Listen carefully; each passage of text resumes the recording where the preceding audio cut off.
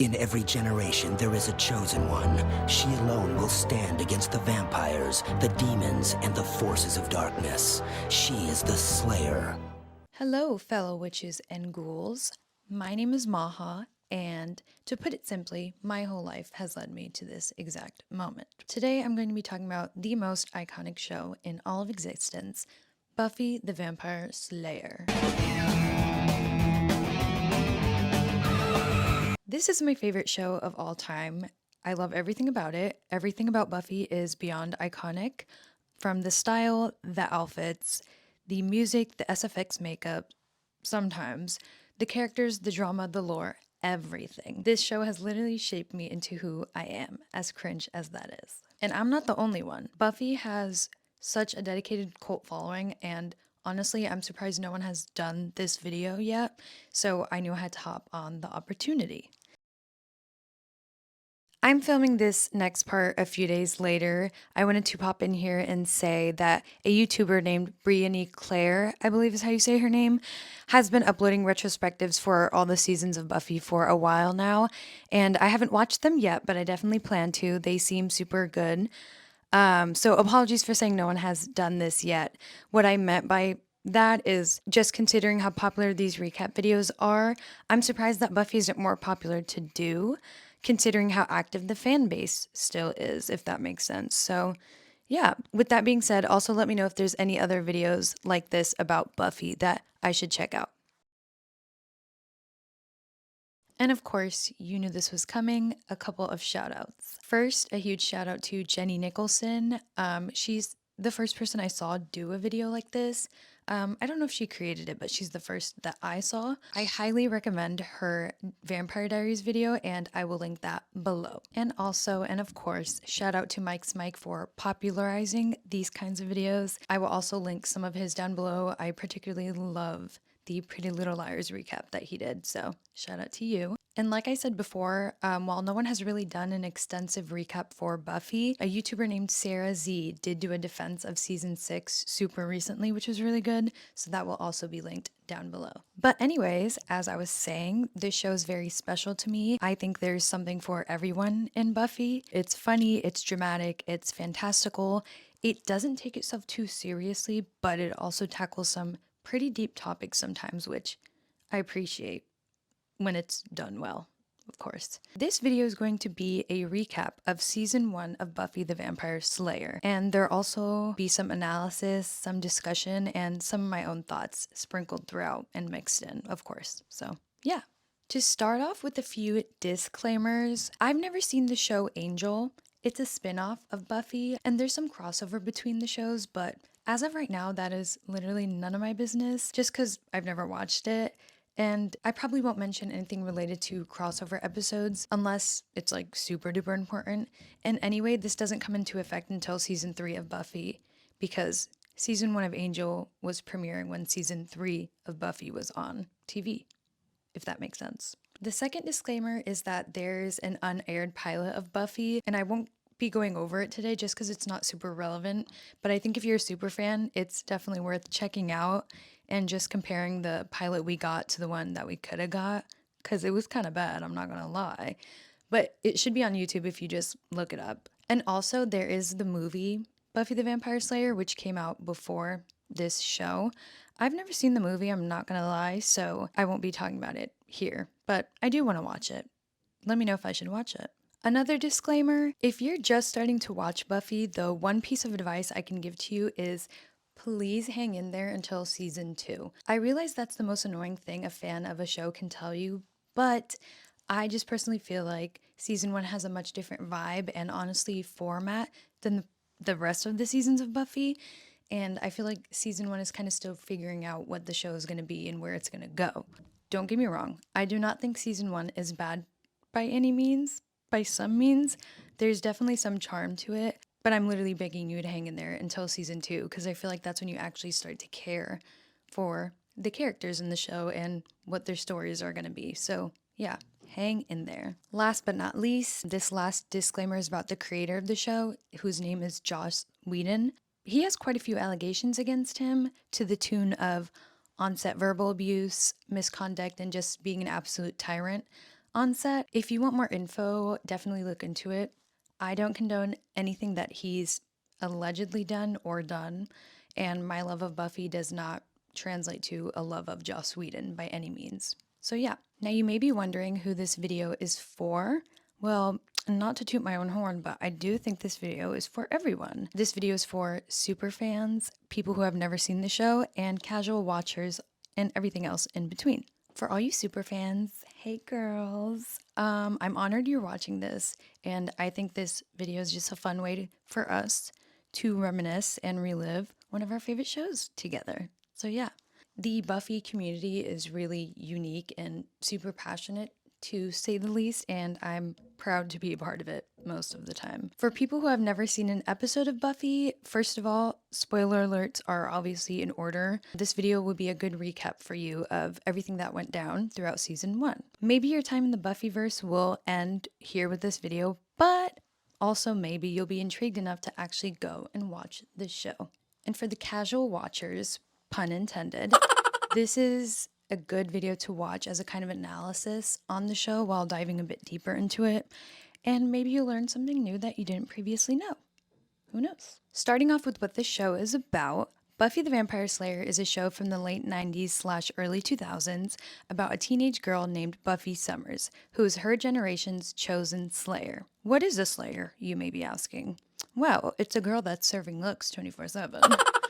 Buffy's a slayer in all ways, if you know what I mean. Okay, just kidding. At any given point in time, there's a young woman, usually a teenage girl for some reason. She is appointed as the sole slayer. There's only one slayer at a time. Her job is to fight not only vampires, but ghouls, demons, and every other force of darkness you can think of. It's also important to know that once the previous slayer dies, that's when the new chosen slayer's powers are awakened, and they get pretty cool skills like superhuman strength, stamina, speed, healing, etc. Basically, they just become the most badass girl overnight, which is pretty lit for them. There's more information about exactly why the fate of the world is left to a random teenage girl in the comics, the Buffy comics, but honestly, I'm not going to get into it too much because the show doesn't get into it too much. Also, the whole chosen slayer powers, special powers thing, it has to do with a ritual in ancient Africa taking place, and it's kind of a long story that I might get into at a later point in a later video, since one of the future seasons kind of talks about it. So yeah, more on that later. Getting into the main characters of Buffy the Vampire Slayer, oh, do you like the board I made with all the characters on it? Yeah, it took a lot longer than it looks like it took, so. Getting into the characters from Buffy, we're obviously going to start off with the main character, the woman, the myth, the legend herself, Buffy Summers, full name Elizabeth Ann Summers. Also, Buffy is short for Elizabeth, if you didn't know. I don't know how that's a thing, but it is. So yeah, she goes by Buffy Summers though. She's obviously our main character. She's the Slayer, and she is indeed slaying, as you can see. Her outfits are always iconic. Her hair is always done. Buffy can do no wrong, honestly. It's just that simple. Gorgeous, gorgeous Sarah Michelle Gellar, who's the actress for Buffy Summers, is Buffy. She is literally the embodiment of that character to me, and Buffy, the character and the show, wouldn't be what it is if it weren't for her. Next, we have Willow Rosenberg. She's a little crooked, but that's Willow. She is the BFF. She's an iconic redhead. She's kind of awkward, but she's very smart. And in later seasons, she's a lesbian witch, which is iconic for her. But for now, in season 1, she's pretty much Buffy's right-hand woman. Next, we have Xander Harris. Full name, Alexander Lavelle Harris. He's Buffy's other best friend. He's supposed to be like the comic relief, but really he's just annoying most of the time. He's not actually the worst. He just needs to stop talking most of the time. But I suppose he is funny every now and then, so they keep him around for whatever reason. But yeah, that's Xander. Next, we have Rupert Giles. He's up here. Giles is Buffy's watcher, and a watcher is a person who guides their slayer and helps them defeat whatever demonic forces they're fighting. Giles is British, he's the librarian at Sunnydale High, but his main gig is being an expert in demonology, magic, history, etc., and just all around helping Buffy fight whatever evil she's fighting at that time. Fun fact, watchers are not always British. For some reason, I just thought they were because both the watchers we see in like the earlier seasons are British, so I assumed they all were, but they're not. Also, a watcher could be a woman, but I don't think we see a woman watcher in the show. Maybe I'm wrong about that. But yeah, they don't have to be British and they don't have to be man, which is awesome. Like, okay, equality. Next up, we have Angel up here. Am I pointing to him? Yeah, that's Angel. I'm not going to say much about him just because it's easy to spoil his character. All you have to know really is that Angel is broody. He's super broody. He's mysterious, but he's also one of Buffy's main love interests. So yeah, it keeps going in and out of focus, so hopefully you can even see them. But that was the last of the main characters. And the next are kind of the supporting characters that are in season 1. First is Cordelia Chase. She's this queen right here. And I literally almost put her in main characters just because of how funny and iconic and gorgeous she is. But she's technically a supporting character. So Cordelia Chase is the ultimate baddie. She is the Regina George to Buffy's Katie. She's the queen bee, the mean girl at school. But honestly, she's kind of iconic and she's kind of allowed to be because as much as I love Buffy, she is one of the funniest. Cordelia is one of the funniest characters, in my opinion. The character's actress, Charisma Carpenter, just plays her so well. So yeah. Next we have Joyce Summers. She's this queen right here. Joyce Summers is Buffy's mom, as you could probably guess. Buffy's parents are divorced, so it's just Buffy and Joyce for now. You'll see what I mean. But all you have to know about Joyce in season 1 pretty much is that she doesn't know her daughter is the Slayer in this season, and also her hair is insane. You can't really see it, but I'll put a picture. Like literally, how does she get it that voluminous? I don't know. And Buffy, I think your mother is coming for the Slayer title, if you know what I mean. Next, we have the Master. He's this spooky guy down here. He's the main villain of season 1, like the overarching villain, and we'll learn more on him throughout the video. The next supporting character is Jenny Calendar. She honestly doesn't really become a thing until pretty late in the season, but she's the computer science teacher at Sunnydale, and she's a baddie, and she's introduced in episode 8. And last, and also least, we have Principal Snyder. It's this bald guy right here. Nothing wrong with being bald, he's just annoying. Principal Snyder is the new principal, and he replaces the previous one for a reason I will get into later. He's super annoying and he clearly has it out for Buffy, and he's not introduced until episode 9, thank God. So yeah, that's all the characters, the most important ones in season 1 at least. And I guess I will keep adding on to this as the seasons go on, but for now, that's pretty much all you have to know. Just as an intro before we start getting into the specific episode recaps, season 1 of Buffy has 12 episodes, and like I mentioned before, spoiler alerts are obviously in order. I'm discussing pretty much everything that happens throughout all the episodes of season 1, so this is your last warning. So, without further ado, strap in because it's going to be one hellish ride. Let's get into it. Please excuse if I'm looking like down here at an angle. I'm looking at my notes because I can't possibly remember everything that happens in this crazy ass show. So yeah. Episode 1 is titled Welcome to the Hellmouth. This episode aired on March 10th of 1997, and just a quick overview, this episode is about Buffy Summers. She's a high school sophomore, and she moves to her new fictional town of Sunnydale. It's supposed to be in Southern California. She's the new girl at Sunnydale High, and she came to slay in more ways than one. And no, I will not stop making that joke. This episode starts off with a couple lurking around the high school after hours.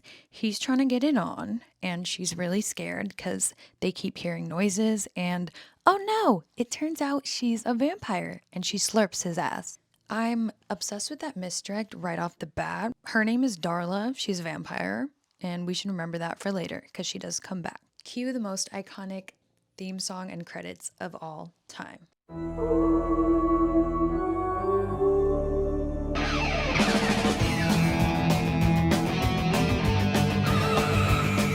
The first scene we get is Buffy having a super spooky nightmare. It's filled with a montage of a cemetery, scary monsters, and even scarier history book stuff. And in the morning, Joyce drops Buffy off for her first day at her new school. At this point, we're unfortunately introduced to Xander, but fortunately, he falls off his skateboard within literally the first 10 seconds of him being on screen.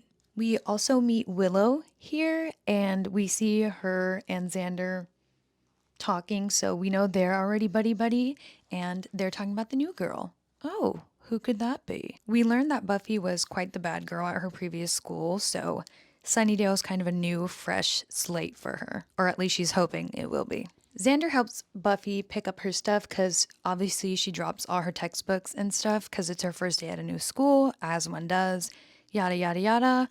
What's really important here though is Buffy's outfit. Like, those boots are so cute. Are you kidding me? Buffy accidentally drops the casual wooden stake. Who doesn't have that in their backpack? She leaves and then Xander picks it up. We then see Buffy in class and she meets the iconic Cordelia Chase. They're sitting together and Cordelia is sharing her textbook with Buffy, which is so cute. And I literally love Cordy. Cordelia is then testing Buffy on what's cool and what's not. And I guess Buffy passes. But then Buffy sees Cordelia being mean to loser Willow, and then I guess that it seems like Buffy is pretty put off from Cordelia because she's being so mean. Buffy then visits the school library and we see her see a newspaper article titled Local Boys Still Missing, which is strange. She also meets the British librarian Rupert Giles, who we usually just refer to as Giles, and he randomly slams a book titled Vampire or Vampire in front of Buffy. Like, okay, very subtle, Giles. We then see the boy from the beginning of the episode who got slurped. His dead body falls out of a random girl's locker. I would have been blue, and she said it.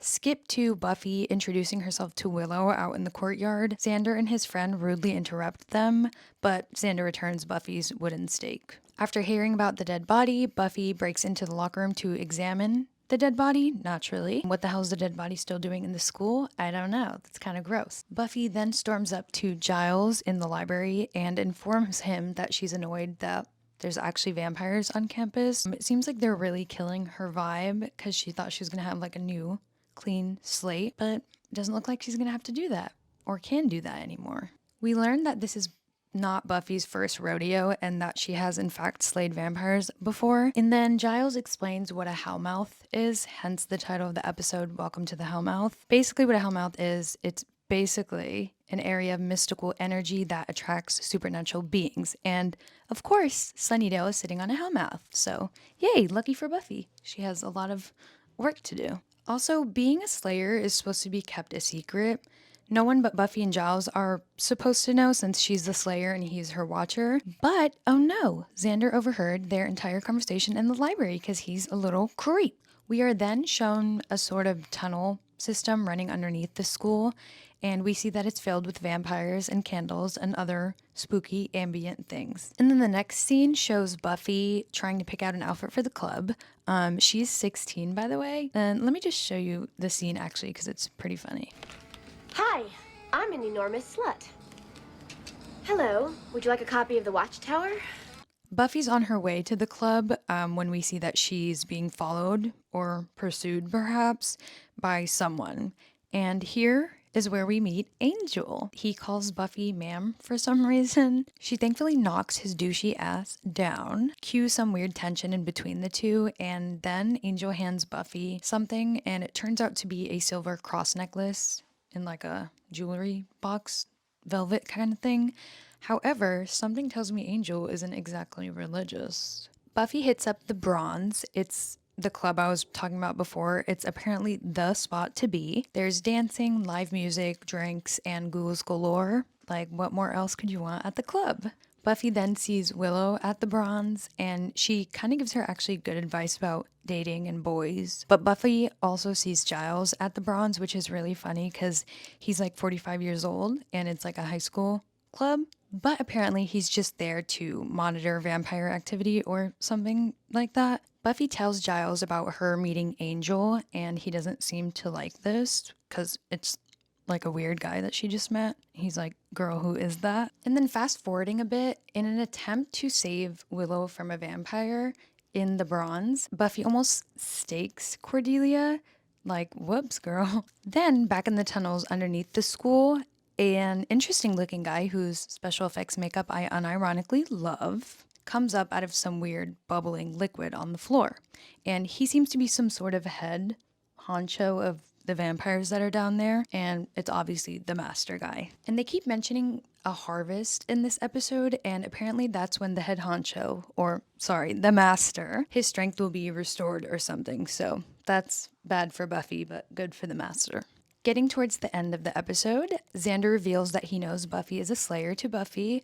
Willow is led into a cemetery by some vampire guy, and she's cornered in the mausoleum by him and the girl from earlier named Darla. She's the vampire girl from the beginning of the episode, if you remember. Buffy then comes in to save the day. She reads the vampires to filth, and she gets in a brawl with Darla. Buffy gets Darla down, but then a big scary vampire named Luke comes in and fights Buffy, and he kind of gives Buffy a run for her money, I'm not gonna lie. And he does like a cute little monologue about what will happen when the harvest is upon them. The episode ends then with a cliffhanger of Luke, the big scary vampire, and he's about to bite Buffy. And then it says to be continued, and that's the end of episode 1. Episode 2 is titled The Harvest, and it continues immediately off from the cliffhanger from episode 1, just as Luke is about to bite Buffy. We see smoke start emanating from Luke, who's the big vampire guy, and it seems to be a result of Buffy's silver cross necklace that Angel literally just gifted to her. And we also see that Willow and Xander are okay after being surrounded in the cemetery by a bunch of vampires. Then Buffy realizes that Jesse, I think that's his name, he's Xander's friend, but he's not that important. But Buffy realizes that he was taken by the vampires, which is not good. The next scene is Giles giving a history lesson on vampire lore to Buffy, Willow, and Xander, so we can assume that the latter two are in on Buffy's big secret now that she's the Slayer. We then see poor Jesse being taken down into the tunnels that I've been mentioning. However, the master does not seem too pleased with Jesse being the only offering, so he's pretty pissed about that. And this episode has the first scene of Buffy's friend group dynamic truly forming. The Scoobies, or the Scooby Gang, it's mainly made up of Buffy, Xander, Willow, and Giles, and it's just like a cute little nickname for their little investigative group. And it's just fun to see their first mission together in this episode and how each person contributes, some less than others. We also see Buffy being pretty resistant to getting Willow and Xander's help in this episode for the fear of putting them in danger. And this is a theme that is ever present throughout the entire show. Like, Buffy never really lets go of that sentiment. Buffy then makes her way to save Jesse from the vampires when she's stopped by the really annoying principal. Not Principal Snyder, it's the original principal. He stops her since she's not allowed to leave campus, but of course she simply just jumps the 12-foot fence when he turns around because she has superpowers, and of course she would do that. Buffy then bumps into Angel in a mausoleum because of course he'd be hanging out there, and he gives her advice that she didn't ask for about the tunnels. Jump to Buffy in the tunnels. Xander is also there because his dumbass followed Buffy down there. We then cut to Giles, who figures out something called the solstice is happening tonight, which is no bueno. And then we cut back to the tunnels where Buffy and Xander find Jesse, and they're trying to find a way out. But plot twist, Jesse is now a vampire. Buffy and Xander barely manage to crawl their way to escape into the sunlight so the vampires can't follow them. We then see the vampires prepping their master for his ascension. And speaking of the ascension, back upstairs, Giles is relaying all the info he found out about it.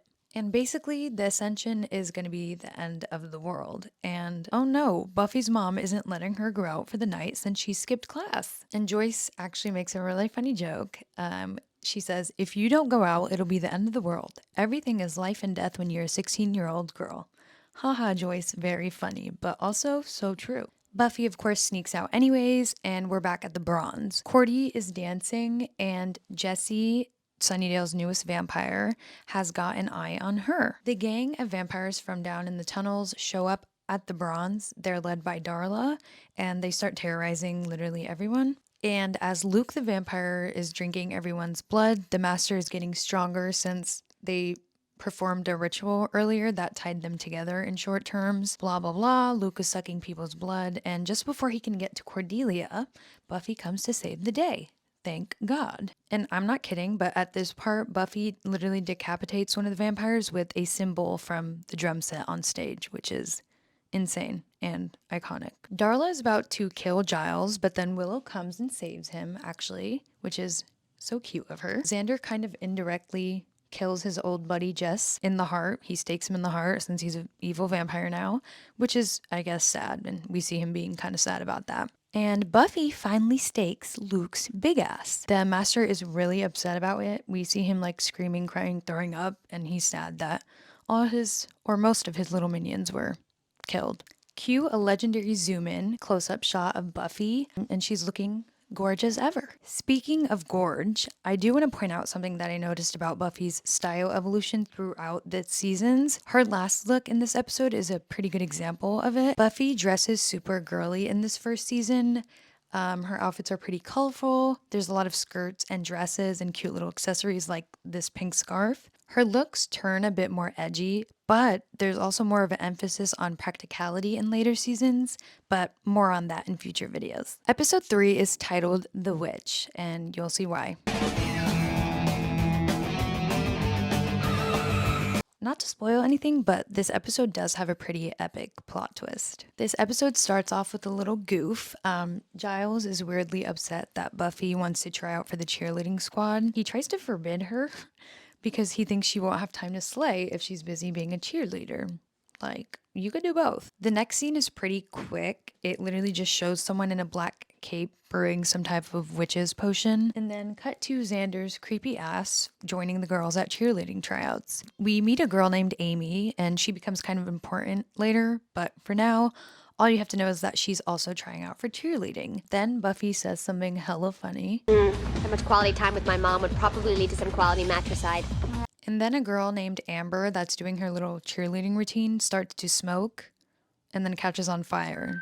Like, she starts smoking, not like smoking, you know? But Buffy saves her from burning alive, thankfully. That school literally needs to put Buffy on the payroll, I swear to God. The Scoobies, well, mostly Giles, concoct a theory that Amber almost spontaneously combusted due to a fit of rage. But then Buffy brings up a good point that maybe it wasn't Amber that caused herself to catch on fire.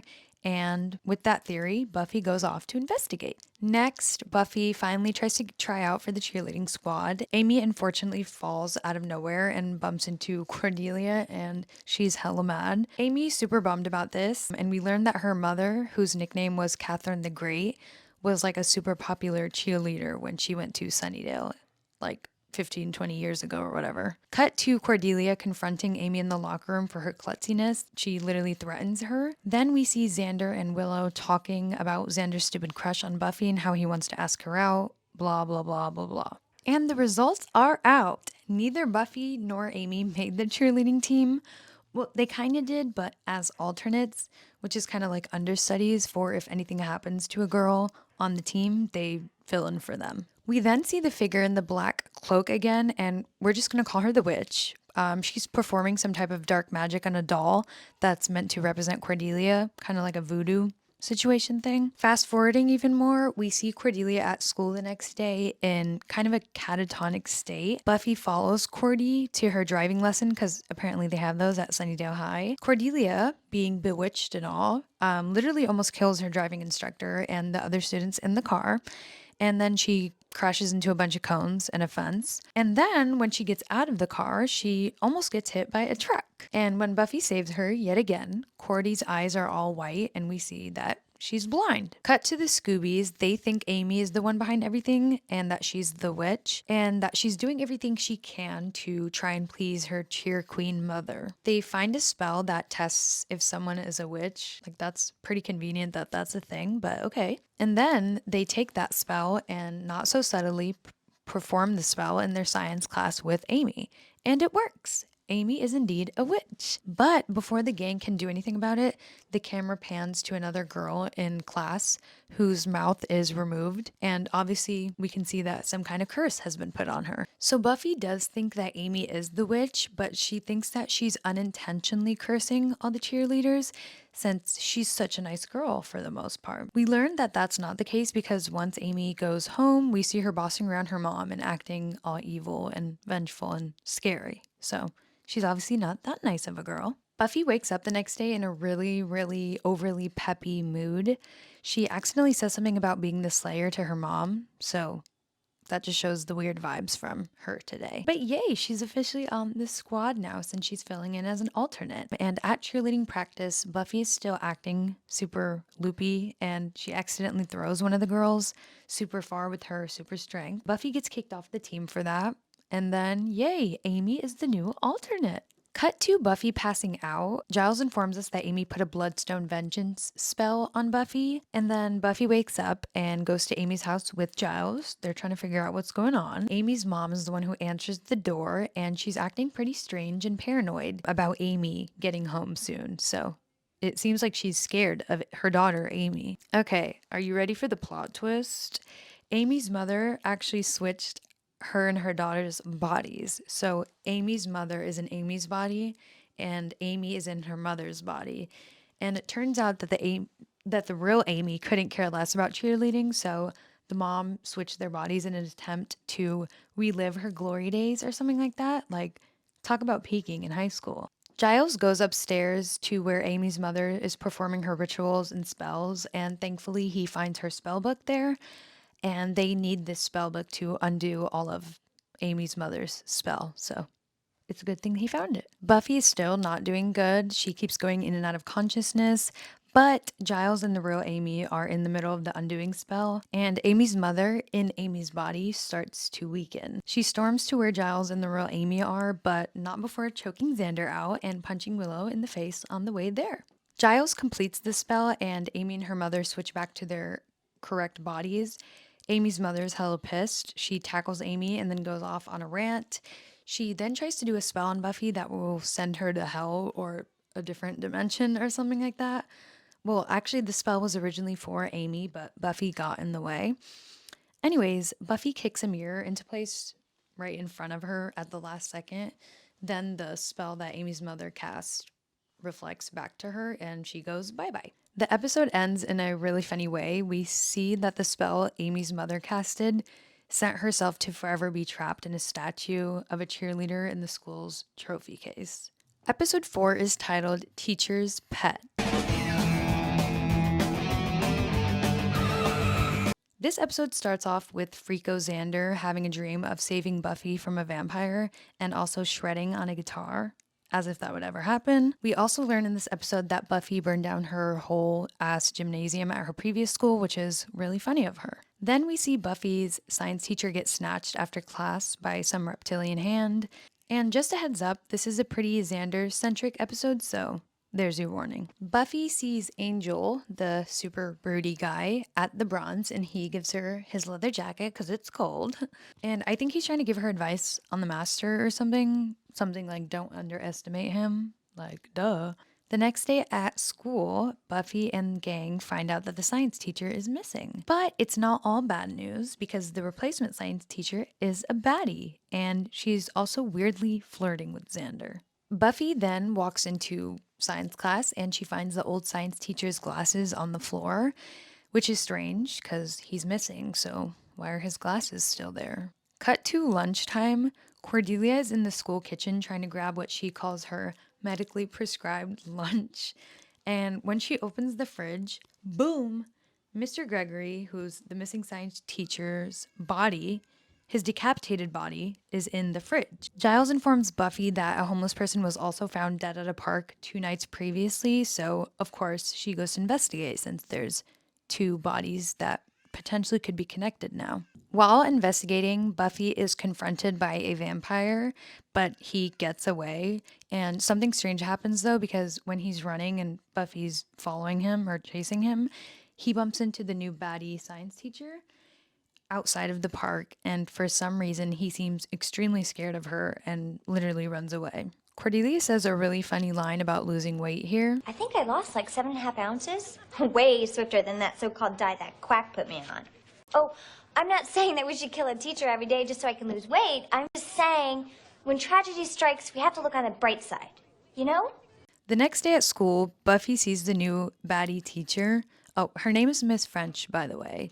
But Buffy sees her do a full exorcist-style twist with her head, which at this point isn't even her biggest red flag. Like, this grown-ass woman is openly flirting with Xander during class. Miss French then invites Xander over to her house later that night to work on a science project. And then we see her eat a mayo and bug sandwich for lunch, which is not normal. After doing a bit of research, Buffy's theory is that Miss French is a praying mantis. And the good friend that Buffy is, she tries to warn Xander about Miss French since he has a huge crush on her. But apparently he's from I don't give a fuckistan because he goes over to Miss French's house anyways. Xander goes over, Miss French offers him a casual martini. He's 16 by the way, and she comes on to him, blah blah blah. Then her hands turn into green claws. Xander passes out and she puts him in a cage. Xander sees another guy from school in the cage next to him and they're both freaking out. Buffy, Giles, and Willow find Mrs. French's address and they head over to try and kill her. But uh-oh, they realize when they get there that Miss French is using someone else's identity because when they get there, the real Miss French is a 90-year-old woman. Buffy thinks of the genius idea to hold the vampire guy from earlier who ran away from Miss French. She thinks of the idea to hold him hostage so he can tell them where Miss French lives. And it works. They find her real house and they save Xander. Buffy starts beating the absolute hell out of Miss French in her praying mantis form and kills her. Oh, also, the mantis monster only goes after virgin males, so do with that info what you will. This episode isn't done yet, though, because Buffy and Angel have another interaction. He's super mysterious and cryptic as usual. It's not significant, but it seems like a moment where Buffy's like, ugh, he's trouble, but I think I like him. And boy, oh boy, does she not know what's coming. This episode ends kind of weirdly with the camera panning down to some of the praying mantis monster's eggs being left in the science classroom's closet, but no one sees them or knows about them. I don't think this ever comes up again, though, so I'm not sure why that shot was included. Episode 5 is titled Never Kill a Boy on the First Date. This episode starts off with Giles critiquing Buffy for her vampire slaying technique. They then find a ring in the vampire's ashes after Buffy slayed him. Cut to the tunnels underground. The Master is talking about the Anointed One and how they're going to be the key to defeating the Slayer.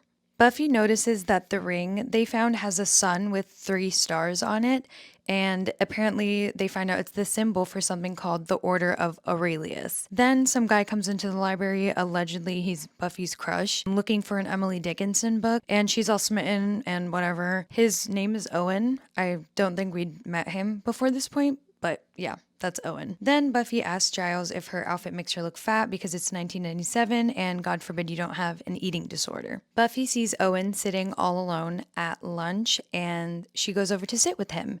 But then Cordelia hip checks Buffy on her way over there.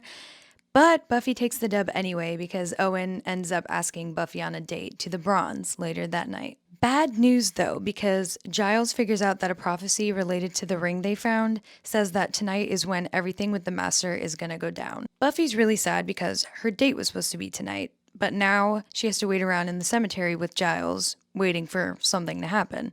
And that's what they do. They wait there for a few hours, but then Buffy ends up bailing when they realize that nothing is happening. So, hooray for Buffy, she can still make her date with Owen in time. However, when Buffy gets to the Bronze, she sees Owen dancing with Cordelia since she was so late for her date. We then see a public bus somewhere in Sunnydale, and it's filled with a bunch of strangers. And one guy's acting like a freak on the bus, and he's spewing stuff about people's sins, yada yada. And then the bus crashes into a vampire that was standing in the middle of the road for some reason. After the bus crashes, it's then bum rushed by a horde of vampires. The next day at school, Owen comes up to Buffy and says they should try their date again tonight. And Xander's hella jealous, by the way. Thought I should mention that. We then go back to the Master, and he's basically alluding to the prophecy that's actually going to happen tonight, because they thought it was last night, but we see that it's actually going to happen tonight, allegedly. And one thing I should explain is that the Master is in some sort of mystical prison down in the tunnels. It seems like he's trapped down there, and it seems like the Anointed One he's referencing in this episode is the key to letting him out. So whoever this Anointed One is seems pretty important to him. The next scene is Willow at Buffy's house helping Buffy pick out a outfit for her date with Owen tonight, and Xander is there too for some reason. Right as Buffy is about to leave for her date with Owen, Giles shows up at her house and tells them that 5 people died in the bus crash that I mentioned earlier, and that the prophecy might in fact be happening tonight. Queen Buffy informs Giles that it's the 1990s and a slayer can both focus on slaying and have a dating life at the same time. So off to her date she goes. Buffy's on her date with Owen at the Bronze, and it seems to be going okay, besides the fact that Cordelia is constantly trying to home wreck. Also, Owen just comes off as a bit insufferable on this date to me, but Buffy seems to like him, so that's all that matters, I guess. Giles is on his way to the funeral home to investigate the bodies of the 5 people who died in the bus crash earlier, and then he's surrounded by a couple of vampires on his way. He's able to barricade himself in one of the rooms in the funeral home, thankfully. Willow and Xander are there too, but they're outside talking to Giles through a barred up window. Cut back to the Bronze, and Angel shows up. Angel is there to allegedly warn Buffy about the prophecy, but then he realizes Buffy's on a date with Owen, and then him and Owen have a bit of a brood off. Willow and Xander show up to alert Buffy that Giles is in trouble back at the funeral home. Buffy then leaves Owen to go help Giles, but she promises him that she'll be back. But then he ends up just following them to the funeral home, and I'm not gonna lie, he's kind of funny for this. Like, he just had a bit of FOMO and he wanted to see what's going on. Like, that's so me, I'm not gonna lie. Buffy gets to the room that Giles is in, and thank God, we see that he was able to hide and is okay. Buffy's trying to get rid of Owen so he's not in danger, but the best she can do is barricade him in a room with Willow and Xander because he won't go away. Buffy and Giles are searching for the Anointed One's body, and funny enough though, the room that Owen, Willow, and Xander are barricaded in happens to be where the Anointed One's body is, and he awakens. The 3 escape the room, and then Buffy comes running in and she confronts the Anointed One. Owen goes running back for Buffy, which is cute, I guess, and he low-key saves her actually, so double cute. But oops, the Anointed One gets back up and hits Owen in the head and claims that he's dead. He thinks that he killed Owen. So Buffy, thinking that Owen is dead, goes super berserk and defeats the Anointed One, and she throws his ass in the crematorium oven. Owen wakes back up, so he's obviously not dead. He goes home though, and he seems incoherent and scared of Buffy, or at least wary of her. Owen approaches Buffy the next day at school though, and he wants to go on another date with Buffy. Like, okay girl, keep them wanting more. But then Buffy realizes that it's not a good idea since she'd be putting Owen in danger, so she just says she wants to be friends. Owen is super sad, blah blah blah. The moral of this episode is that you can't be a slayer and have a social life at the same time, I guess. In all seriousness though, this is one of the moments where we start seeing the sacrifices that Buffy has to make and how they weigh on her, and how much the responsibility of being a slayer affects pretty much every aspect of her life. This episode ends with a bit of a plot twist, actually. Season 1 sure does love those. The Master's chuckling and embracing a little boy that we saw on the bus before it crashed, and we're meant to believe that this little boy is the actual Anointed One, and that the other guy at the funeral home that Buffy shoved in the crematorium oven was just a misdirect, so yeah. Episode 6 is titled The Pack. Trigger warning, episode 6 is yet another Xander-centric episode, and this episode is pretty infamous in the fandom as well. I think you'll see why as I start to explain it. I personally don't love it, but I will admit that Xander's actor, Nicholas Brendan, I think, does really well in this episode. We start off at the zoo, and it seems like Sunnydale High is on a field trip. Buffy is confronted by a group of her peers, and they kind of bully her and make fun of her for getting kicked out of her previous school for some reason. The group that was bullying Buffy a second ago find a new target, a boy named Lance. And Buffy, Willow, and Xander see them leading Lance into the hyena den in the zoo. Xander follows them into the hyena den, but Buffy and Willow are stopped by one of the zoo workers, and he informs the two that the hyena den is off limits because they just came in from Africa and they're sick or something, so no one's supposed to go in there. As the group of bullies is messing with Lance near the hyenas, Xander comes to help. Lance is able to get away, but then something strange happens. When everyone makes eye contact with the hyena, their eyes start glowing yellow. And this happens to the bullies and also Xander. Cut to Buffy and Willow at the Bronze later that night, and they're talking about Xander and how he's been acting a little weird ever since they went to the zoo. And speaking of the devil, he shows up, and he is indeed acting strange. For example, he sniffs Buffy and remarks that he could tell she just took a bath or something, which honestly to me sounds like something regular Xander would do, but that's neither here nor there. Xander's new buddies, which are the bullies from the zoo, also show up to the Bronze, and Buffy and Willow notice they're all kind of acting buddy-buddy, and they're all acting pretty weird, like Xander is. The next day at school, we're introduced to a cute little piggy. No, like an actual pig, like a little teacup piggy is running around the school. And he turns out to be Sunnydale's new mascot for some reason. Then we see Willow tutoring Xander in the courtyard, and he's being super snippy with her, short-tempered, etc. Cut back to the pig, though. We see it starts acting all crazy and scared when Xander's nearby. PE time, my favorite class. Not actually, but Buffy's class is playing dodgeball during PE, and Xander and his new bully buddies are being really aggressive to everyone. And this is really when Buffy and Willow realize something is really wrong with Xander and the other kids. The next scene is Xander and his group, or shall I say, his pack.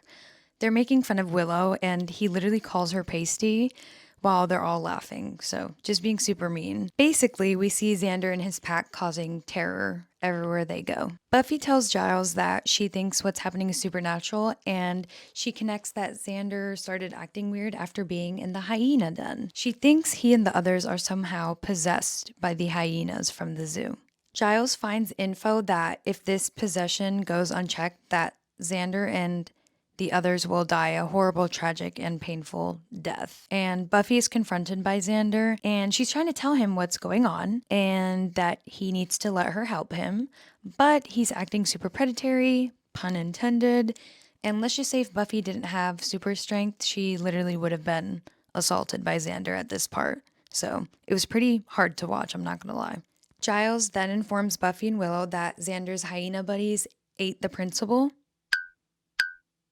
They find the ritual they have to do to undo the possession. Giles and Buffy then go back to the zoo to get more info from the zookeeper. Willow is left alone with the caged Xander in Sunnydale's library, but then Xander's 4 other hyena-possessed friends show up, so very bad for Willow. Willow makes a run for it, obviously. Xander's buddies get him out of the cage, and they're all chasing after Willow. Just as they're about to snatch Willow, Buffy and Giles pull her into a room, thankfully. Willow and Giles decide to go back to the zoo to prepare for the ritual, while Buffy's going to try to lead the pack back to the zoo so they can do the ritual on them. And while Willow is keeping watch, Giles meets up with the zookeeper in the hyena enclosure, and oop, yet another plot twist. The zookeeper turns out to be a bad guy. We see him knock Giles out. Willow goes into the hyena den after Giles takes forever, and she realizes that it's a trap set by the zookeeper. The zookeeper says something in another language, and Xander and his hyena friends seem to turn back to normal. Buffy beats the zookeeper and then throws his ass in with the real hyenas, and they eat him. So he's gone. And that's literally the end of episode 6. It's kind of an abrupt ending, but yeah, that's literally how it ends. So, episode 7 is titled Angel. Episode 7 is one of the more important ones to the overarching plot in season 1, so definitely pay attention. This episode starts off with the master saying that he's fed up with the Slayer and that he's gonna send the 3 after her. Buffy goes home early from the bronze after moping about not having a boyfriend to Willow. On her way home, she senses she's being followed. And Buffy's instincts were right, obviously, and it turns out to be the 3 that the master sent after her that he was talking about. And it turns out to be a group of 3 super big and super strong vampires. One of the 3 is about to bite Buffy, but Angel comes to save the day. Buffy and Angel tag team the 3 and thankfully are able to get away. Oh, something you should know about vampire lore in Buffy is that vampires can't get into somewhere unless they're invited in. So that's good to know. Anyways, Buffy and Angel run to her house. Buffy invites him in, and then she starts bandaging him up since he got a little boo-boo in the scuffle. Buffy's mom gets home and sees Angel, and she can sniff their heathen activities from literally a mile away. Angel sleeps over in Buffy's room, but it's pretty innocent. Definitely some flirting, but he literally sleeps on the floor. After researching all night, as he does best, Giles informs Buffy and the gang that the 3 are warrior vampires, and they're kind of a big deal, actually. And then we immediately cut to the master having them killed since they failed in killing Buffy, so that's the end of the iconic 3, lol. Buffy gets home and Angel is still in her room. I guess she's making him hole up there until the coast is clear or something. It's not really clear to me, but that's my best guess. Angel informs Buffy that he needs to leave because he feels things for her and that he's much older and that they just wouldn't work out. She asks him to clarify how much older, and then very, very passionately they start kissing. He pushes away from Buffy though, and then in the most epic plot twist of the season, are you ready? Drum roll, please. Angel morphs into a vampire. Be honest, did you see that coming? Buffy screams bloody murder and he jumps out of her window. Buffy informs the Scoobies pretty much immediately that Angel is a vampire, and Buffy asks Giles if a vampire can be a good person, and he tells her that a vampire isn't even a person at all, but rather a demon. So Buffy's obviously all torn up because they're telling her it's her duty to kill Angel, but she's low-key in love with him. We then see Angel in his apartment that we've never seen before, and it's actually really nice. Like, is he paying rent for that? Anyways, he walks into his place and Darla, the vampire and one of the master's main minions, is there, and they seem to have known each other for quite a while. The impression I got from this scene is that she's trying to get Angel onto the master's team, like the dark side, and Darla mentions the curse and that Angel should tell Buffy about it, but more on this curse later. Giles finds more info on Angel, or rather Angelus. That's like his whole name. Angel's short for Angelus. He's about 240 years old. He's originally from Ireland, and he has a history of wreaking havoc in Europe, and he's been in America for about 80 years. But Angel seems to have been minding his business since he's been in America for the most part. Darla tells the master about her plan. She wants Angel to kill Buffy and, as she puts it, come back to the fold. And the master says he misses Angel, and I'm starting to sense that Angel used to be a really, really bad guy. Buffy is still trying to come to terms with the fact that she might have to kill Angel, and later that night, Darla makes a visit to Joyce, Buffy's mom, at the Summers residence. Buffy isn't home, and poor Joyce, bless her little heart, she invites Darla in. Good thing Angel is stalking around nearby, though, because he hears Joyce scream and he charges into the house. He sees that Darla has bitten Joyce. Darla leaves just before Buffy gets home, and what it looks like happened from Buffy's perspective when she gets there, it looks like Angel is the one who bit Joyce. Buffy yeets Angel out of her house and tells him he's not welcome anymore, and she calls an ambulance for Joyce. At the hospital, Joyce wakes up and she doesn't really remember anything that happened.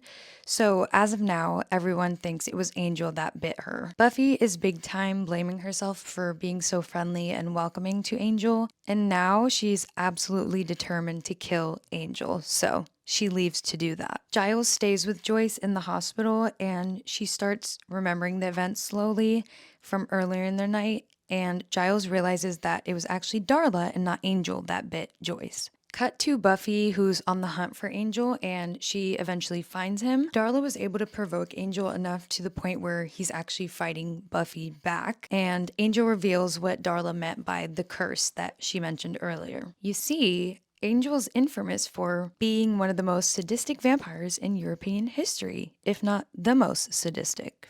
But after feeding on a young Romany gypsy girl some time ago, her elders cursed him as a punishment. They cursed Angel as a punishment, and the curse gave him a soul. Scary. And ever since then, he's been unable to feed on a living human because it makes him feel bad or something. Darla then joins the party, and Buffy makes fun of her outfit and hair. But more seriously, Darla reveals that Angel and her used to be romantically involved and that she basically made him the vampire he is. Well, that he was before the curse, like the super evil guy. Darla then pulls out 2 guns and starts shooting at Buffy, even though she's a vampire. Giles, Willow, and Xander then show up and are trying to tell Buffy that it was Darla and not Angel that bit Joyce, but obviously Buffy's busy getting shot at. Angel thankfully helps Buffy though, and he stakes Darla in the back and she turns to ash, so she's gone. And maybe Angel isn't as bad as Buffy thought? The Master is hella pissed that Darla is dead now and that Angel chose Buffy's side. So now it's pretty much just him and that little boy who's allegedly the appointed one on the dark side now. Buffy then sees Angel at the Bronze later and all seems to be forgotten for the most part, although it seems like they both know that they still can't really be together. They end up kissing as a sort of goodbye, like a way to end things, but we'll see how long that lasts. The last shot of this episode is so iconic to me. We see that Buffy's silver cross necklace that Angel gave to her, by the way, it got burned into Angel's chest from when they were kissing. Like, ugh, if he doesn't endure literally being branded just to get the opportunity to kiss you, does he even love you? Episode 8 is titled I, Robot, You, Jane. This is most people's least favorite episode from this season, and honestly, I don't blame them. It's such a weird episode, and I already know I'm going to struggle to recap it in a way that makes any type of sense, so please bear with me. It starts off by transporting us back in time to Italy in 1418. We see some monks calling upon this demon monster guy with horns. They trap his spirit in this ancient-looking book, and we learn that the demon's name is Moloch. It's spelled Moloch. I think it's Moloch. Cut to present day Sunnydale, and Buffy and the gang have that exact book. This episode introduces us to a very iconic character. Her name is Jenny Calendar. She's the computer science teacher at Sunnydale, and we'll learn more about her a little bit later because she becomes more important a bit later on. A bit later, we see that Willow is alone in the library, and she seems to be in the process of digitizing that ancient tome that I mentioned earlier. She's like scanning all the pages into the computer, and I'm rewatching Buffy on Hulu, and for some reason at this part, it completely cuts out and cuts to the title credits, but if I remember correctly and based on context, Willow starts online messaging someone after she scans the content of the ancient book onto the computer. So she's messaging someone. That's what we need to know. The next day at school, Willow is telling Buffy about how romantic and smart the guy she's been messaging is. And we see that the guy that Willow is messaging online, his name is Malcolm. And then to keep it short, we basically see that some of the computers around school are starting to have a mind of their own, in a way. One of the computers even prompts a guy to keep an eye on Buffy. Just super weird all around. Buffy and Xander are both pretty cautious of this Malcolm guy Willow is talking to. And then we cut to a random student. It's the same guy from a bit ago that the computer told to watch Buffy. We see him in a sort of a trance-like state. He's staring at the computer screen, repeating the phrase, "I'm jacked in," and he's carving the letter M into his arm with a pen. Willow starts talking all crazy and obsessive about Malcolm, and this worries Buffy. So Buffy calls in the big guns. She goes to a computer nerd and she asks him if it's possible to track down what she calls an e-letter comes from, but I'm pretty sure she's just talking about an email. But it's 1997, so I guess they called them e-letters. This nerd is acting strange and she thinks he's the one catfishing to Willow as Malcolm. So yeah, Buffy is a bit suspicious of this nerd. His name is Dave, and she follows him after school. While Buffy is following him, she sees that he visits a computer research lab after school, which is weird because he's like 16, so what could he possibly be doing there after school? Buffy decides she's going to break into the lab later that night to see what it's all about. Cut to Willow chatting up her e-boy on the computer, and they're finally making plans to meet in person. Willow is starting to get a little suspicious, though, based on some of the things Malcolm is replying with. Buffy's looking for Willow in the locker room a bit later because Dave told her Willow would be in there. We see the guy from earlier, the one who's supposed to be watching Buffy in a scary way, and he tries to electrocute Buffy. But then Dave grows unconscious, I guess, and helps her. Then the computer confronts Dave for helping Buffy, and what I'm about to say is crazy and dark, but the computer starts writing a suicide note for Dave. Giles finds out about the demon Moloch and that Dave and some other people are probably possessed by him. They realize that Moloch is in the computer, and Buffy tries to delete the demon from the computer, but then a jump scare of the demon pops up on the screen telling them to leave Willow alone. This episode is just so unserious. Oh, by the way, if you couldn't tell, Willow's e-boy is the demon Moloch, literally catfishing her as a guy named Malcolm. This next part is genuinely really morbid and unsettling, but Buffy bumps into Dave's dead body and he's hanging from the computer lab ceiling with his suicide note attached to his chest. We see Willow get taken by the other possessed boy and he chloroforms her and then she's out cold. Giles tells Jenny Calendar about the demon in the internet since she's the computer science teacher, and for some reason she already knows about it, which is weird. It turns out though that she's something called a techno-pagan. Basically, it's someone who uses modern technology in their supernatural rituals, to put it shortly. How convenient that she's introduced in this episode then, huh? Willow wakes up after being chloroformed and she meets the demon Moloch in robot form. She confronts him for catfishing her, but he says he loves her. Giles and Jenny are in the middle of doing a ritual that will hopefully recontain the demon back into the ancient book. Buffy and Xander save Willow. The ritual works, but Giles and Jenny realize Moloch didn't get contained in the book. It turns out the ritual just trapped him in the robot body that he was in, so he's no longer omnipotent. Buffy electrocutes him though, and the robot explodes, so I guess that's the end of him. One of the last scenes is Giles and Jenny being all flirty with each other, which is cute. And that's the last thing I'm going to say about this episode because, oh my god, I'm honestly so tired of trying to explain it. Episode 9 is titled The Puppet Show. This episode starts off with Cordelia singing very off-key in what looks to be rehearsals for the school's talent show, and for some odd reason, Giles is the producer. We meet the new principal here too, Principal Snyder, and he's such a rat. He gives the Scoobies detention for skipping class, but their punishment is that they just need to participate in the talent show.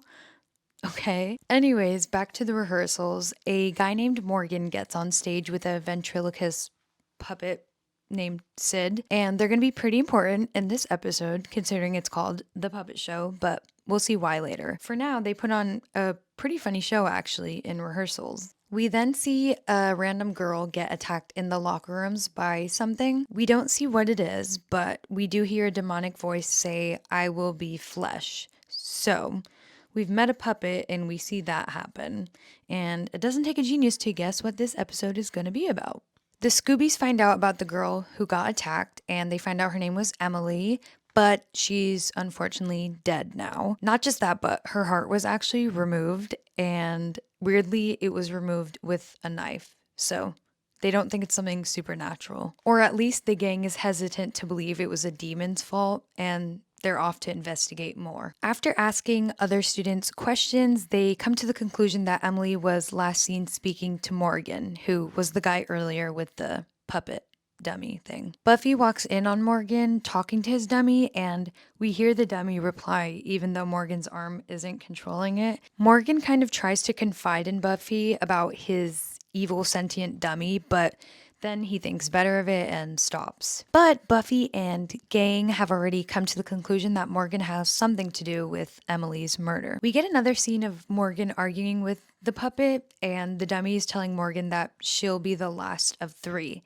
and alluding to the fact that Morgan has to do something bad. Morgan doesn't want to, but the dummy doesn't care, and it seems like he's making Morgan do it. As Buffy is getting into bed that night, the camera pans to the puppet watching over her through her window in her room, which, first of all, how is that even possible? Because I'm 90% sure her room is on the 2nd floor of her house. So how did that puppet get up there? But that's not even the weirdest thing, so it doesn't matter. The dummy attacks Buffy in the middle of the night, but it only lasts for a couple of seconds and then he's gone in a pretty quick blur. The next day at school, Buffy tells the gang about how she thinks that Sid the dummy was in her room last night without Morgan, like completely on his own. Giles thinks he found the demons responsible for Morgan and Sid the dummy's evil behavior. In the next scene, Morgan has his puppet in class for some reason, but he gets it taken away by the teacher. Sid the dummy starts talking even when the teacher puts him away in the cabinet, and the class oddly just laughs it off as if a puppet isn't talking without anybody controlling it. But not Buffy. It seems like she's kind of sympathetic towards Morgan because it looks like he's the real puppet in the relationship. Pun intended, obviously. Xander steals the dummy out of the teacher's cupboard, and then he's just chilling in the library watching over him. Something I should point out is that Principal Snyder has been such a nuisance to Buffy throughout this whole episode, and he just has really bad vibes about him. Cut back to the library. Xander, Willow, and Giles notice that the dummy is gone and they can't find it anymore. And at this point, while Buffy's in the theater looking for Morgan, she ends up finding his dead body on the floor. And then Buffy's also knocked out by a chandelier that falls on her. This part is crazy, but while she's pinned under the chandelier, the dummy starts stabbing at Buffy. It just visually, it looks insane. She gets him down though, but plot twist alert, something even weirder happens, and it turns out that this Godfather-ass dummy is a demon hunter and thought Buffy was the demon. This whole episode is bizarre, but especially this next conversation. The Scoobies have a whole conversation with Sid the dummy, and they together concoct a plan for how to find the actual demon, and I literally can't make this up. Buffy and gang find Morgan's brain because it seems that the demon rejected it for some reason. And after checking the nurse's files, they find out Morgan had brain cancer. So the demon needs a healthy brain, preferably from someone super smart. So that's why he rejected Morgan's brain. So because he rejected it, the gang fears that Giles is next on the demon's list because he's super smart. We then cut to a kid named Mark practicing for his magician act in the talent show, and he convinces Giles to help him out. But it turns out he is no magician, and he was actually just trying to guillotine Giles's head off so he could get to his brain. And here is where Mark's demon form comes out to play. But thankfully, with the help of Sid the dummy, the Scoobies are able to kill Mark the demon. After cutting the demon's heart out, Sid the dummy's job is done, and he dies since his spirit is freed from the confines of the dummy. What a crazy sentence that is, and that's it. That's episode 9. Episode 10 is titled Nightmares.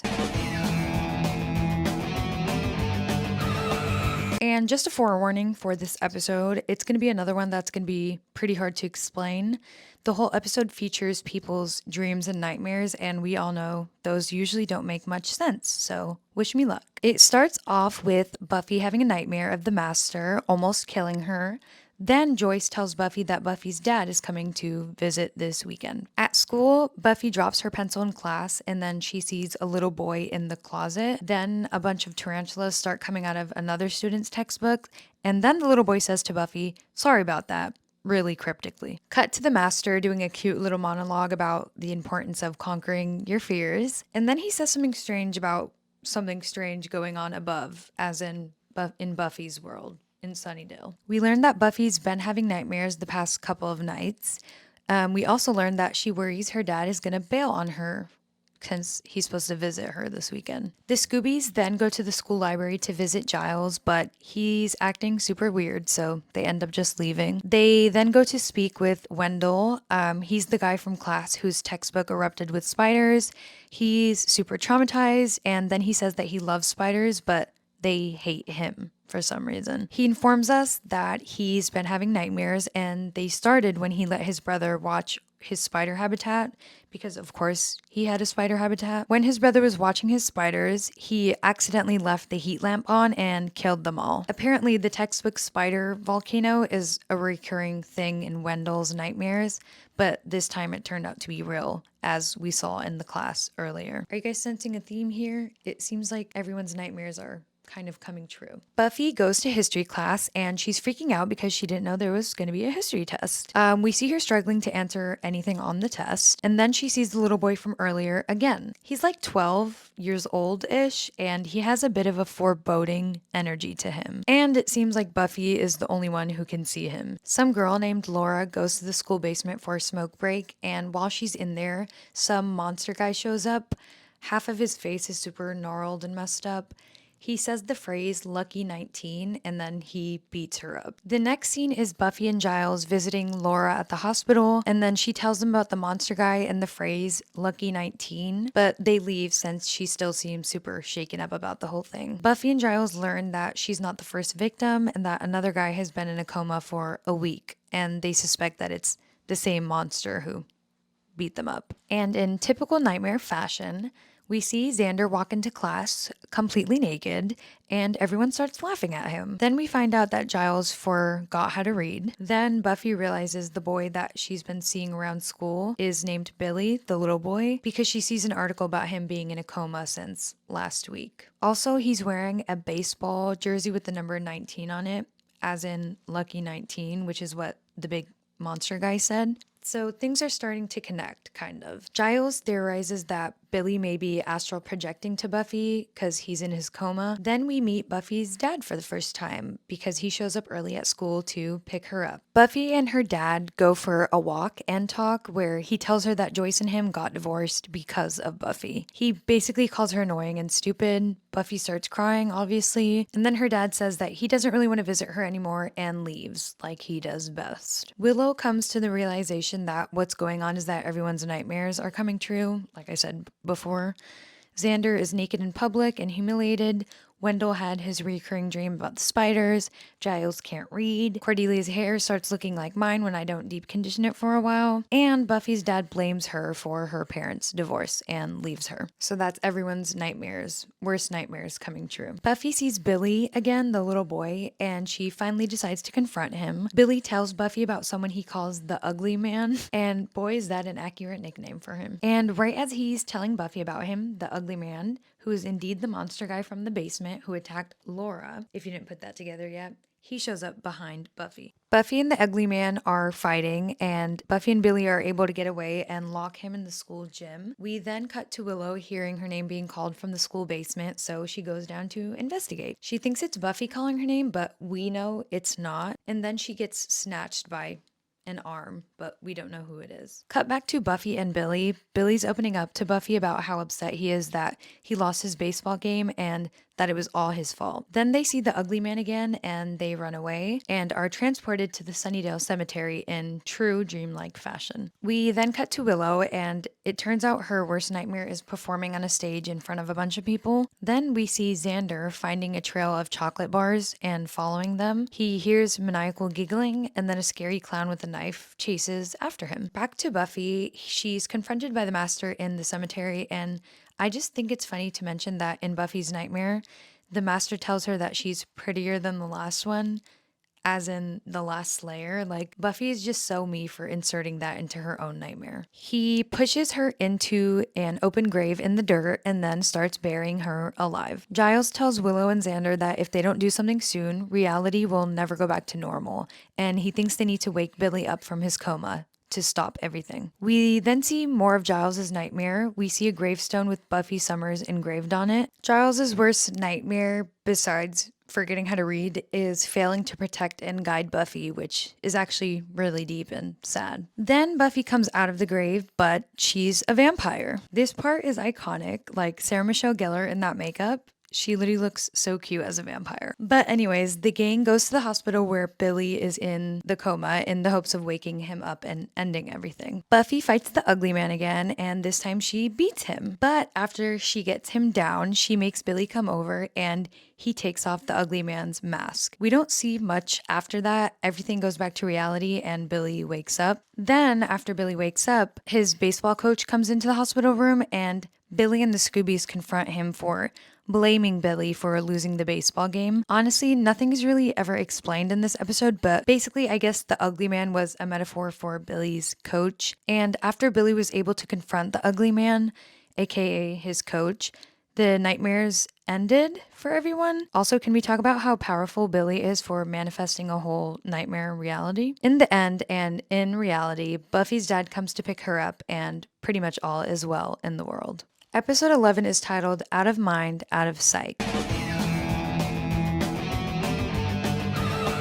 This is a pretty Cordelia-heavy episode, and it starts off with Cordelia making a Helen Keller blind joke. My eyes are hazel, Helen Keller. We then cut to Cordelia's date to the spring fling. His name is Mitch, but it doesn't matter. He gets hit with a baseball bat in the locker room by someone invisible, but we can guess it's a girl based off of the fact that we hear a giggle, even though we don't see anybody. We then see Cordy passing out chocolates as a part of her campaign to be May Queen at the spring dance.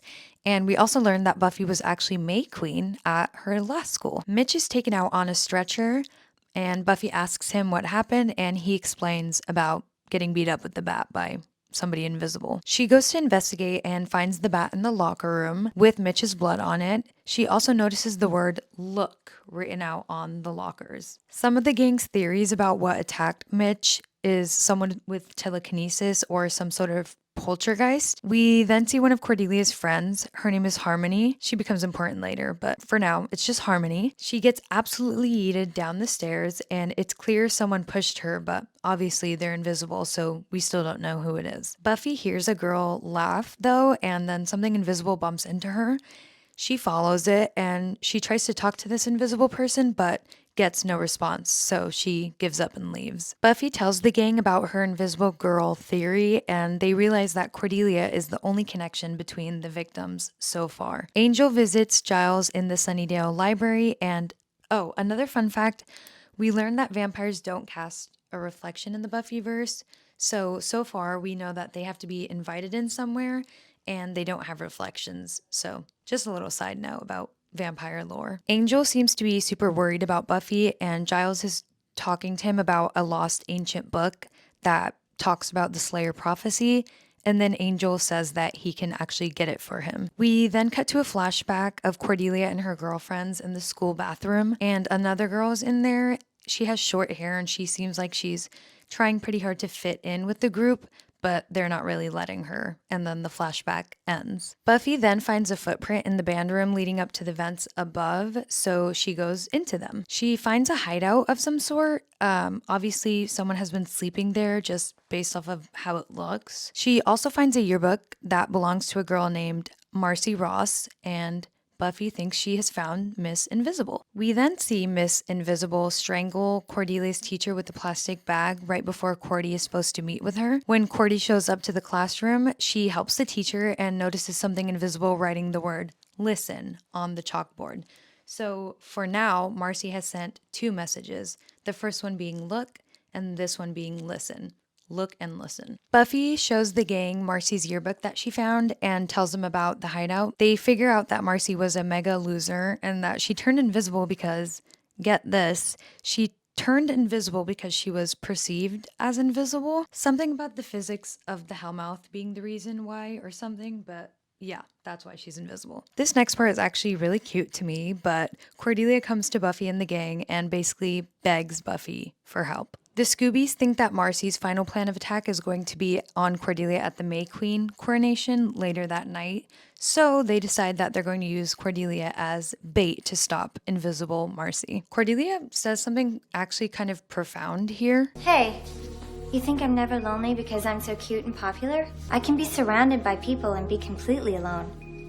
Like, okay, she kind of ate with that one. And in all seriousness, it's cute to see her get a little deep and open up to Buffy a bit. Giles, Willow, and Xander hear a flute playing somewhere in the school basement, and they think it's Marcy. So they follow the sound to try and talk Marcy out of doing whatever she's planning on doing tonight at the coronation. But then as they get closer to the flute sounds, they realize that it's a recording, and Marcy locks them in. She also turns on the gas and it starts leaking into the room that they're trapped in. Cordelia is snatched by Marcy while Buffy is with her. Then Marcy injects Buffy with something that instantly knocks her out. We then cut to the bronze where Marcy has Buffy and Cordelia tied up. Cordy says that she can't feel her face like at all. She's paralyzed. And then they noticed one last message written out in glitter from Marcy, and it says, learn. So it's look, listen, learn. That's Marcy's full message, I guess. And then Marcy, she's invisible, but she goes on a rant about basically how jealous she is of Cordelia's beautiful face and the attention it gets her.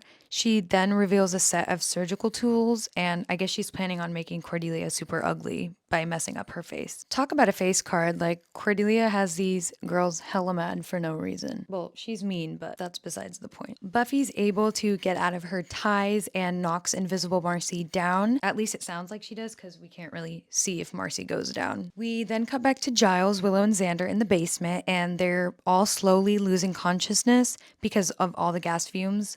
But thankfully, Angel comes in and saves them conveniently. Cut back to Buffy fighting Marcy, and it's nearly impossible for Buffy since she can't see her. We then see Buffy go zen for a minute, and apparently she has this sixth sense where she's able to tell where Marcy is, and she's able to knock her down. Then the FBI storms in and take Marcy away. Apparently this has happened at other schools. Yeah, they never really explained this, but that's what happens. The FBI comes in and takes Marcy, invisible Marcy, away. The next day, the gang tells Buffy that a janitor saved them when they were trapped, since they don't want to tell her that it was Angel since she's trying to stay away from him. Then, a really sweet moment actually, Cordelia thanks Buffy for her help. It only lasts for a second though because she calls them losers literally in her next breath. We then get a snippet of where the FBI took Marcy, and we see her in class with a bunch of other invisible students. Well, we don't see them, but they're there. You know what I mean. I genuinely don't know why this was included though. Like, it's just so random and a bit unnecessary, like the whole FBI inclusion, but yeah. I don't know how I feel about this episode, to be quite honest. It's just weird, and Marcy, like, I get being angry and wanting revenge, but she kind of just gave really big incel energy, so it's overall just a little bit cringe. Episode 12 is titled Prophecy Girl. This is the final episode of season 1 of Buffy, and I would say the tone of this episode is much more serious than the previous ones.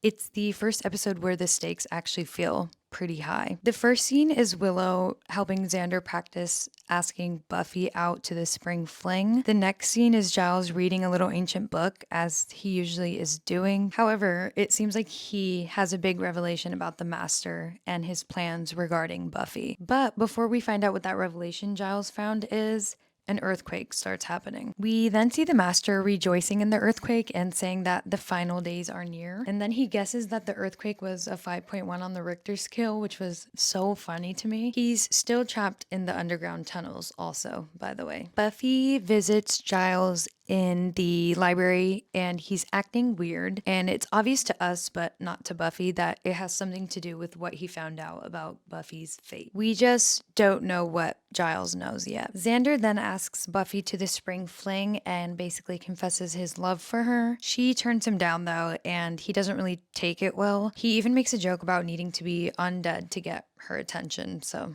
there's that. Then Jenny, or Miss Calendar, who's the computer science teacher if you don't remember her, talks to Giles about all the unusual stuff going on around Sunnydale and how it seems pretty pre-apocalyptic. Well, here is the latest. A cat last week gave birth to a litter of snakes. Then she says that a monk emailed her about an anointed one, so Giles tells her to follow that lead since they thought the anointed one was dead already. Just to recap this a bit, the Scoobies thought that the guy that Buffy burned at the funeral home in episode 5 was the anointed one, but the plot twist in that episode was that he was a misdirect by the Master and that the real anointed one is the little boy that's chilling with the Master down in the tunnels. Okay, back to the episode though. Xander tries to ask Willow out to the spring fling as a backup, but Queen says no. She doesn't want to go with him if she knows she's just a backup option, which is honestly really strong of her considering how she has a huge crush on him for some reason. Then we see more weird pre-apocalyptic things happen. For example, Buffy sees blood coming out of the bathroom sink. She goes to tell Giles about it, but she sees him talking to Angel, and then she overhears Giles tell Angel that tomorrow night, the prophecy book that Angel got for Giles says that Buffy's destined to face the Master and that she's gonna die when she does that tomorrow night. Giles and Angel notices that she overhears them talking and they try to console her, but she's pretty inconsolable, which rightfully so. She found out that she's fated to die tomorrow night. She says she quits being the Slayer. Sarah Michelle Gellar slays in the scene, unironically. Her little voice saying, "I'm 16, I don't want to die," is just so raw and real and heartbreaking. Giles, I'm 16 years old. I don't want to die. The next scene is Buffy trying to convince her mom that they should go away together somewhere, and Joyce says no and then surprises Buffy with a gorgeous white gown to wear to the dance. But Buffy still seems super depressed about everything. The next morning, Cordelia and Willow are at school getting ready to set up for the spring fling, but they find a super grisly scene. It's like very gory actually. They open a door to a room in the school to find a bunch of dead guys. There are dead students' bodies everywhere. There's literally like 6 or 7 of them. And Willow is obviously they're both traumatized by this, but we see Willow is super traumatized by this. Giles tells Jenny that he's planning on facing the Master later tonight instead of Buffy, but then Buffy comes in and says she changed her mind. So Buffy is back in the fight, but Giles is being super resistant, so Buffy knocks him out to protect him. Buffy knows now that the anointed one is a kid though, because she overheard Giles and Jenny talking about it. So she goes out wearing her gorgeous white spring fling gown. She has her crossbow, and who does she see? She sees a little boy. And she goes with him. It seems that Buffy has accepted her fate in a way. She's not going down without a fight, it seems, though. We then see Giles, Willow, and Xander freaking out about finding Buffy, and Xander seems absolutely desperate at this point. He says that he has a plan, and we see him go over to Angel's place. Cut back to the library. Giles, Willow, and Jenny are trying to find where the Hellmouth is going to open so they can try and stop the apocalypse from happening. And then we cut back to Buffy, and she's underground now. She finally meets the Master, who's like the whole villain for this season, so they're finally meeting in person. So yeah, Buffy finally meets the Master and they have a bit of a back and forth. Back at the school, a swarm of hundreds of vampires is approaching Willow and Jenny. Then back underground, the Master tells Buffy that she's the one who's gonna set him free. He says this right before he bites Buffy on the neck and sucks Buffy's blood. Buffy then passes out into a little pond of water, and with Buffy's power coursing through him, the Master is able to leave the underground where he's been trapped this entire time. It turns out earlier that when Xander was going to Angel's place, he was going to him for help. And the two show up underground and they find Buffy. But Buffy is dead. Buffy Summers is dead. She has died. She's no longer alive, and that is actually, unfortunately, the end of the show. Okay, just kidding, but she is actually dead at this part. Xander tells Angel that he needs to give Buffy CPR since she drowned, and then Angel says he can't since he literally doesn't have breath. So Xander takes a stab at it, and it actually works. Buffy wakes back up. I can't believe I'm saying this, but Xander actually did it. He actually saved Buffy's life. So I guess he's not totally useless. Cut back to the school. Just as Willow and Jenny are about to get swarmed by the vampires, Cordelia comes to the rescue in her cute little car, and they make it back to the library with Giles and barricade themselves in. Buffy is back up again after Xander saves her, and she says she feels pretty strong actually, and she also feels different. Then the theme song plays during this episode, like in the episode, which is so iconic, while Buffy, Angel, and Xander are making their way to the Master. Back at the library, we see these vines start snaking their way up from underground, and then we see like this Venus flytrap type of monster come up, and I guess it's like the Hellmouth personified in a way. To me, it just looks like the Audrey 2 from Little Shop of Horrors, if you've seen that, only uglier and stinkier. Buffy finds the Master and they're fighting again, but this time she's able to beat him. Finally, Buffy throws the Master through a window and he falls to a protruding wooden stake in the floor. So that's literally the end of the Master. He's literally the big bad villain of the season, and now he's dead. Since the Master is dead now, the Venus flytrap monster in the library is also no more, and the Hellmouth officially closes. So the apocalypse is apocalypse. And of course, after casually saving the world, Buffy and the gang decide it's only right to celebrate, and they head over to the dance, which they're calling the prom now, but I swear earlier they were calling it the spring fling. So I don't know, is that the same thing? It literally doesn't matter. They go to the dance. The last shot of this iconic last episode of season 1 is a goofy looking skeleton that's supposed to be the Master. I think this is kind of showing us that like he's really dead. He's not coming back. But it just looks a little bit funny, I'm not gonna lie. But okay, hooray, that's the end of season 1. Okay, that's the end of the episode recaps, but just to recap season 1 as a whole, as fast as I can try to, we see Buffy move to Sunnydale, she makes some new friends, we see her sling, we see the beginning stages of the Scoobies, we get to see them defeat a couple bad guys, Buffy falls in love with Angel, a previously evil vampire who has a soul now, and then Buffy dies, then she comes back to life. And her buddies defeat the big villain this season, the Master, and that's the end of season 1. This video is already super long, so I'm just going to end this off with a few thoughts about season 1. This season gets a lot of hate for being a bad season, and okay, I will admit there's some stuff that happens that makes little to no sense, and obviously it's still trying to figure out what it is as a show and where it's going to go, but I think season 1 does a pretty solid job of laying the foundation for these characters and their relationships and their stories that are to come. I personally think season 1 also acts as a really good contrast to future seasons that are much darker and much heavier, since you kind of had season 1 as like a lighthearted phase to compare those later darker seasons too. Also, please don't listen to people when they say you could just skip season 1 of Buffy. That is genuinely ridiculous to me. Season 1 is extremely fun, even with all of his faults, and I don't think anyone should skip watching it. With that being said, I will say that season 1 of Buffy is definitely a product of its time. For example, things like the effects and some of the jokes really aged this season. But I think that adds so much charm to it. Like, you know, season 1 is from the year 1997, and it couldn't have been made at any other point in time, which is kind of cool. And ironically, a lot of the fashion in the show is pretty trendy nowadays. And I personally get so much style inspo from even the littlest details on the show. This is kind of my Buffy/Angel jacket, if you couldn't tell. For the most part, Buffy as a whole is one of the most timeless shows in my opinion, and it only gets better from this point on. Mostly. I hope you enjoyed my recap of season 1 of Buffy. I hope you gained something new from it or learned something new perhaps. I knew it wasn't perfect and it was a bit convoluted and hard to follow at some points, but I'm excited to continue this series recapping Buffy the Vampire Slayer.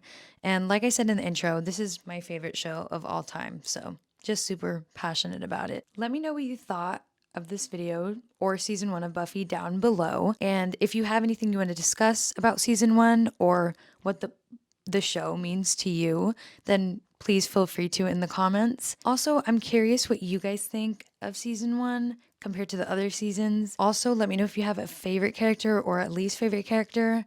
Just put all your opinions about the show and season 1 in the comments down below. I love I'd love to read them. All right, that's it for today, as if this wasn't a really long video already. But stay tuned for when I finally build up enough courage to do a recap for season 2. We still have so many iconic characters to me, I promise. Buffy lore goes so deep, and we've barely just scratched the surface with this video. So look out for my next video on season 2. See ya then. You going out? Oh. Will you be slaying?